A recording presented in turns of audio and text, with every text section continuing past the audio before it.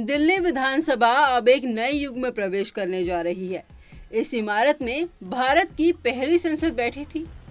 अब वहां पेपर की जगह टैब और नोटबुक्स नहीं, बल्कि पूरी की पूरी डिजिटल विधायिका होगी। जी हाँ, शनिवार को एक ऐतिहासिक कदम के तहत दिल्ली विधानसभा में ई विधान परियोजना की आधारशिला रखी गई और इसके साथ ही राजधानी की राजनीति और प्रशासन दोनों ही एक नई तकनीकी दिशा में आगे बढ़ गए हैं।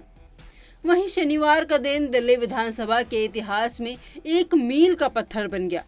केंद्रीय संसदीय कार्य मंत्री किरेन रिजिजू, विधानसभा अध्यक्ष विजेंद्र गुप्ता और मुख्यमंत्री रेखा गुप्ता की मौजूदगी में दिल्ली विधानसभा में ई विधान परियोजना की नींव रखी गई। ये परियोजना न केवल विधानसभा को पेपरलेस बल्कि पूरी तरह पर्यावरण अनुकूल और तकनीकी रूप से सक्षम बनाने की दिशा में एक क्रांतिकारी पहल है। वहीं केंद्रीय मंत्री किरेन रिजिजू ने इस मौके को जनता की भागीदारी और डिजिटल प्लेटफॉर्मेशन का प्रतीक बताया। उन्होंने कहा कि ई विधान परियोजना केवल एक पेपरलेस व्यवस्था नहीं है, बल्कि ये विधानसभा की कार्यवाही को पारदर्शी, तेज और सुरक्षित बनाने की दिशा में एक बड़ा कदम है।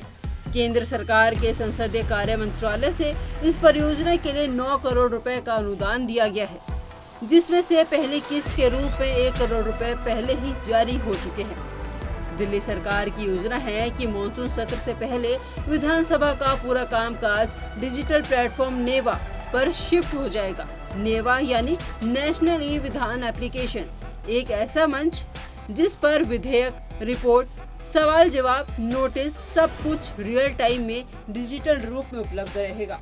इससे विधायकों और जनता दोनों को सटीक और तुरंत जानकारी मिल सकेगी। यानी विधानसभा की कार्यवाही अब कागजों के ढेर से निकलकर स्क्रीन की रोशनी में आने वाली है।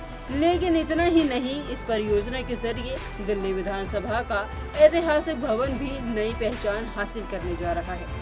विधानसभा अध्यक्ष विजेंद्र गुप्ता ने इस पहल को ऐतिहासिक बताते हुए कहा कि दिल्ली विधानसभा देश की पहली ऐसी विधानसभा होगी जो 500 किलोवाट और ऊर्जा से चलेगी।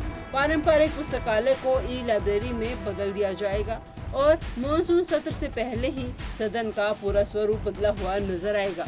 इतना ही नहीं, जिस ऐतिहासिक विधानसभा परिसर में कभी भारत की पहली संसद बैठी थी, अब उसे सांस्कृतिक स्थल के रूप में भी विकसित किया जाएगा।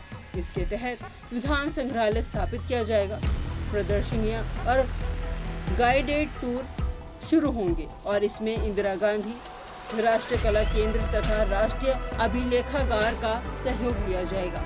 मुख्यमंत्री रेखा गुप्ता ने कहा कि यह परियोजना केवल विधानसभा को आधुनिक नहीं बनाएगी, बल्कि दिल्ली को डिजिटल गवर्नेंस का एक नया मॉडल देगी। उनके अनुसार इससे प्रशासन में पारदर्शिता, जवाबदेही और पर्यावरण संरक्षण जैसे 3 महत्वपूर्ण लक्ष्य भी पूरे होंगे। विधानसभा उपाध्यक्ष मोहन सिंह बिष्ट ने कहा कि ये कदम दिल्ली को तकनीकी रूप से सशक्त, पर्यावरण के प्रति जागरूक और पारदर्शी शासन देने की दिशा में अग्रसर करेगा। तो कुल मिलाकर दिल्ली विधानसभा अब न सिर्फ कागजों से मुक्त होगी, बल्कि आधुनिक, डिजिटल और पर्यावरण अनुकूल बनकर देश के लिए नए मानक तय करने जा रही है। ये बदलाव न सिर्फ सिस्टम को तेज बनाएगा, बल्कि जनता के लिए भी विधायी प्रक्रियाएं और निर्णय अब ज्यादा खुले, पारदर्शी और सुलभ होंगे। अब देखना ये होगा कि अन्य राज्य भी दिल्ली की इस पहल से कुछ सीखते हैं या नहीं। आप दिल्ली विधानसभा की इस डिजिटल क्रांति को कैसे देखते हैं? क्या ये बदलाव देश की अन्य विधानसभाओं में भी लागू होने चाहिए? अपनी राय कमेंट बॉक्स में जरूर साझा करें और देश और दुनिया की बड़ी खबरों के लिए जुड़े रहिए पंजाबकेसरी.com दिल्ली के साथ।